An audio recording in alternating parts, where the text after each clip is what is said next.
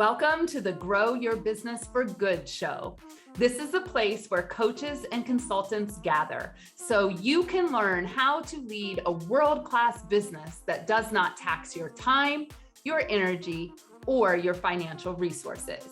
We are your hosts, M. Shannon Hernandez and Amy Hager of the Joyful Business Revolution. And our number one goal is to bring you clarity and insight on how to grow your business for good.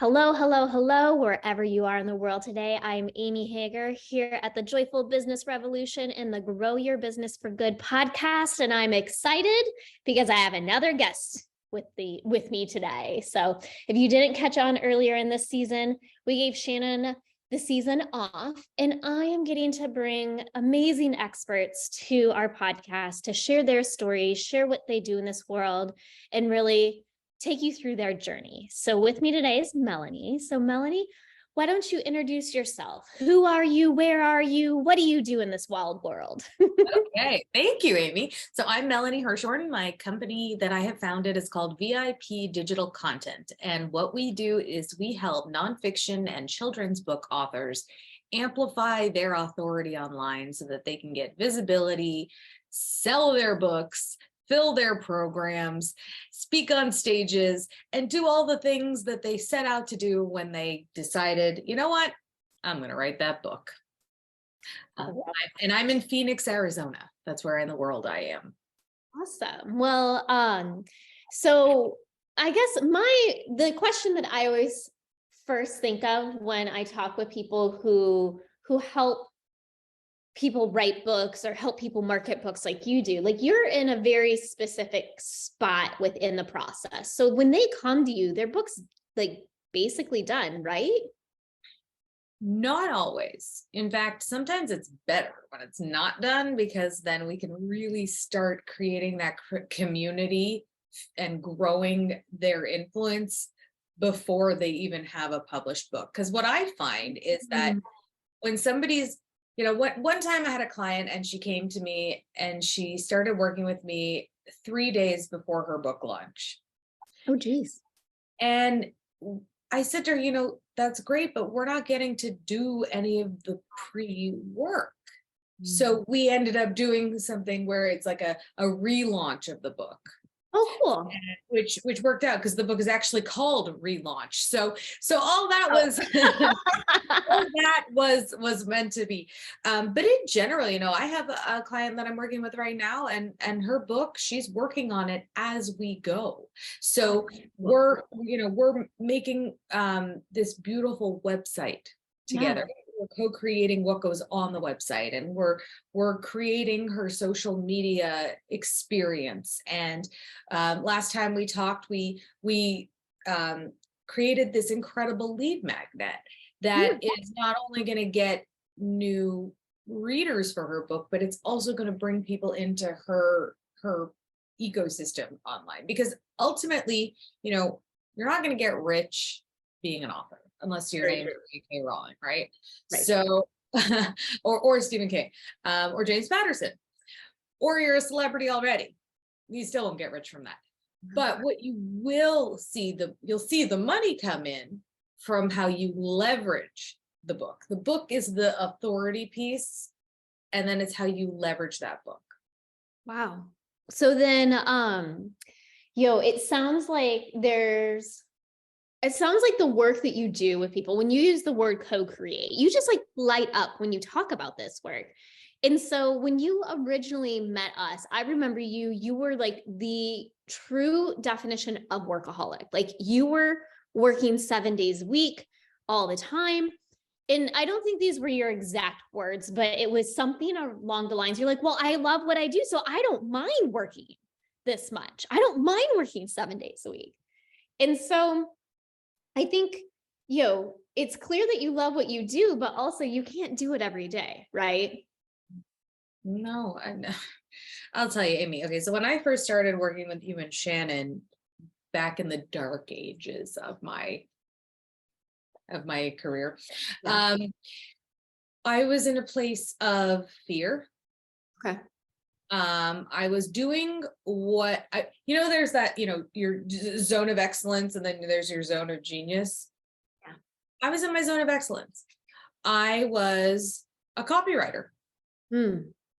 I'm going to toot my own horn here and tell you that I have a good grasp of the English language, and that I'm pretty good at writing. Yeah. So because of that, I was able to do that for other people. Did I love it? Sometimes. Yeah.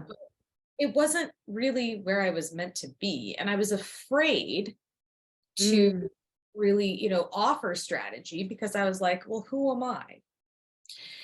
So one day Shannon posed the question to me, is this what you really want to be doing? And I stopped and I went, no, this is not what I want to be doing. I want to help people with strategizing how to market. And then when authors started coming to me, I niched down even more. And I now specifically work with authors. So once I was able to, really like put my blinders on and say, this is where I'm going, this is who I help, then it was, how do I stop working so hard? Yeah. And so much, like, that was the thing, the hours of the day. Yeah. I mean, I literally, like, during lockdown, it was a year and a half of this was my life. I would wake up 7, homeschool with my kids till 1:00 in the afternoon, start work at 2, and then work till about 6, give them dinner, and then start work again at 8 and work until almost 2 in the morning. Oh, geez. I don't know what I was doing during those times. I don't have any idea. At this point, I have no idea what I was doing. It's all a blur, a bad dream. But there's also that element of, holding on for dear life, that control. Well, if I can do every single thing, then it's going to move the needle, but it doesn't move the needle. And there are days now where I don't do anything. Like Saturday, I'm like, no, I'm not going to do any work. I'm like, I don't feel bad about it anymore. I was going to say, that's the amazing part, is like, you're in control and you're empowered to choose when you do and don't want to, quote unquote, do work, right? And if you had felt inspired to do something on Saturday and you wanted to do it, well, guess what? You have given yourself the permission to do so.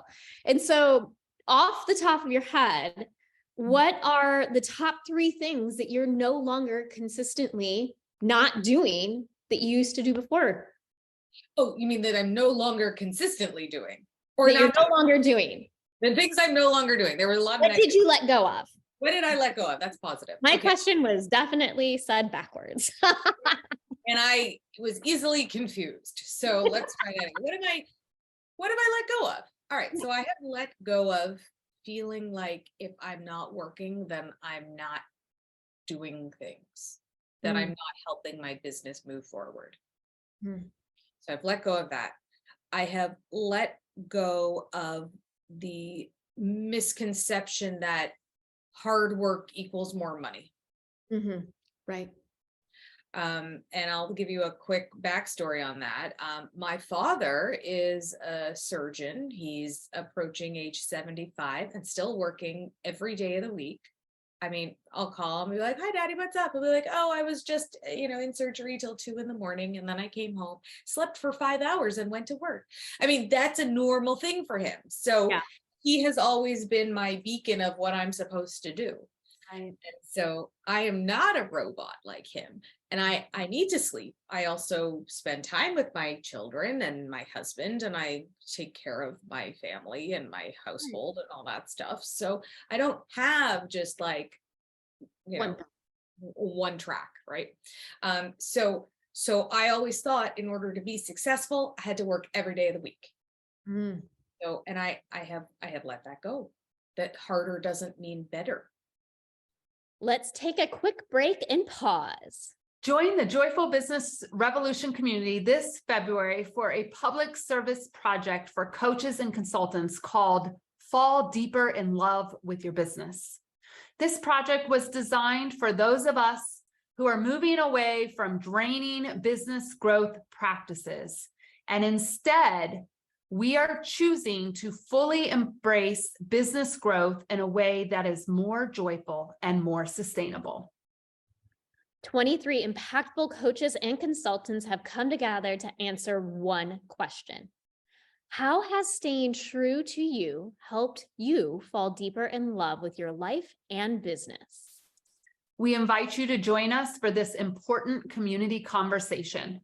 You can join us at www.joyfulbusinessrevolution.com/deeper. Now back to the show. Do you think that your dad judges you that you don't work every day? Not at all. Not at all. Not at all. He would never judge me, but it was me judging myself. So I guess that's the third thing I've let go of. You Is the judgment.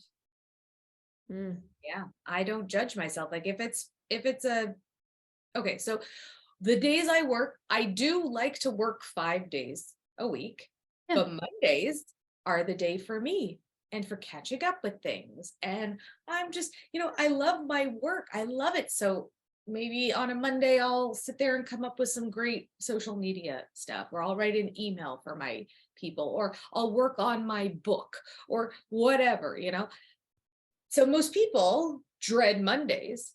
Right. I look forward to them. Yeah. It's a good way to start your week. It is. And so Shannon has said to me, don't you want to take Fridays off? And I'm like, no, I like Mondays. Yeah. These are always the day of the week that I didn't like. And I'd be like, oh, it's Monday. And for me now, I look forward to Mondays. So that, I mean, that's my individual thing, but it works. Well, and I think giving yourself the permission to change when you do work and how you do the work, like it just like comes so easy and natural right now talking to you. Did you kind of fight it for a little bit at first? Heck yeah. Yeah. Yeah. Because if it's not hard, it's not going to work, right? Right. Oh my gosh, it's so true. And I don't know why. I mean, I understand why we think that way as a society and as entrepreneurs. The whole hard work is just ingrained from us from early age. And so when we have work that comes to us easily because it is our passion, it's what we're put on this earth to do, it just seems like a trick, like it's fake or something. It's fake. It's like, oh, this isn't going to work. Right. And, when you sort of surrender and accept that, it's okay to work less and you're going to get more done. And, you read books about the 4-hour work week or how much time we actually waste when we check emails religiously. It's true. We do waste a lot of time in a day. And, Shannon also posed that to me once. She's like, what are you doing for 6 hours a day if you can't get X, Y, and Z done? And I was like, I don't know. And when I didn't know the answer, I was like, well, if I don't know what I'm doing, then clearly I'm wasting time. Right. And to your point about, thinking we have to work so hard, the whole like entrepreneur mindset, if you follow along with this, it's like hustle. You have to hustle. Right. You have to like hustle and grind, but you don't. No, you don't. You really don't. And so then since you've gone from no longer working 7 days a week to basically doing client execution 4 days a week, plus your 1 day a week that you do what you want to do in your business, how's the revenue looking? Well, it's gone up a lot. Now, due to, I don't know what, it's gone down a bit again, but I'm not letting that, stress me out because I know it'll go up again. This is what being a business owner is. Yeah. And do I have enough money to pay my bills? Absolutely. Right. Have I gotten to completely max out my 401k this year? Yes. Have I gotten to put a big chunk of change in both my kids' college funds this year? I have. Do I have money saved for a rainy day? I do. This is exactly what I always wanted. Yeah. I haven't been able to contribute like that to my family up until now. I had a business for 7 years where every dollar went back into the business, and I never took home a paycheck. Wow. Not once in 7 years. Wow. And so when I closed the business, it was at zero. Right. I didn't owe, but I didn't Right. have. And Yeah. now I have. And, I bought myself a purse because I really wanted to. Yeah. Because I could. And so Good. that stuff, it's everything. Mm. And I'm doing it without having to work 7 days a week. Right. Right. Well, and so the other thing too that I really noticed in your journey that was a huge shift, and this was a little bit more recently in your work with us, is, you and I both went to journalism school. We love asking questions and really getting to know people. And so I don't know, I feel sales conversations come easy because of that background. And a lot of times though, people feel like they're inauthentic. And that's kind of what was sitting with you in your heart before we talked. And so now that we've really been able to connect your questions in your sales conversations with getting to know people and have them actually legitimately like mean something, and I haven't talked to you since we met that day, how has the conversations been flowing, and I guess the more important question is, how are you feeling about having sales conversations? I think that is a great question. I am feeling so much better about them. Yeah.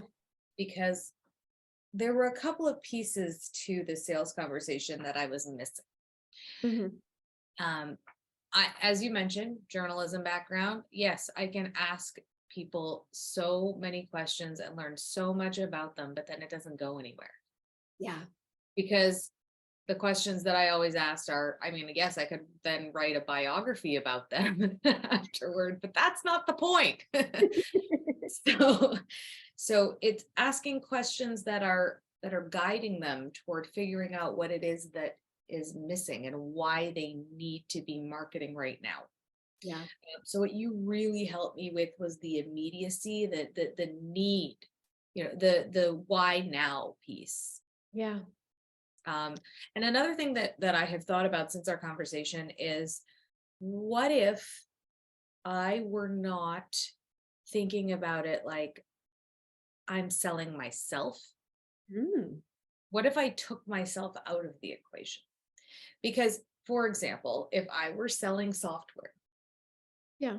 would it be so personal? Oh, hello. Would That's it a be great so point. would it be so personal? Yeah. No, it wouldn't be personal because it wouldn't be me. I'm not the software. Right. So maybe if I start thinking of it like I'm selling something that I know that they are going to need that isn't me, it's about them and their book. That's a different way to think about it, and it makes it less scary. And my favorite quote from Jack Canfield is, everything you want is on the other side of fear. And I realize that so much of what I do is Fear-based. avoid because of fear. Interesting. So then going forward and thinking about, what's to come with the new year of business, what is on the other side of fear for you?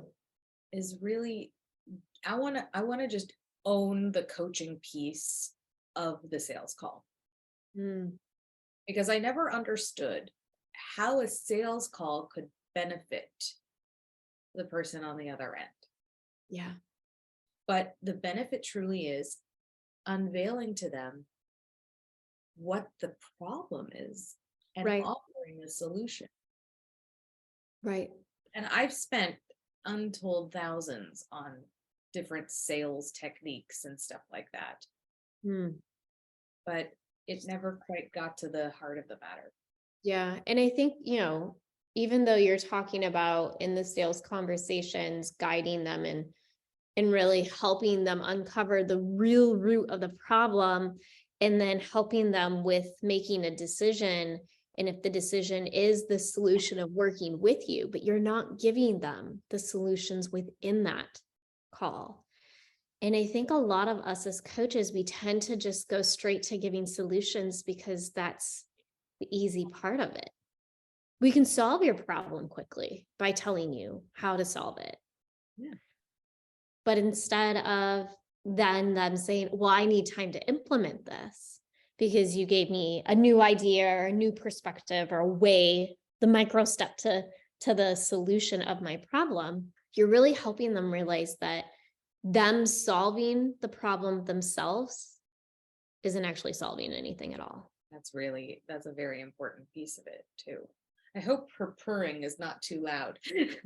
No, I cannot hear it. For those Okay. of you listening on the podcast, if you hear purring, it's okay. The cat just hopped in Melanie's lap and decided to join us for the interview today.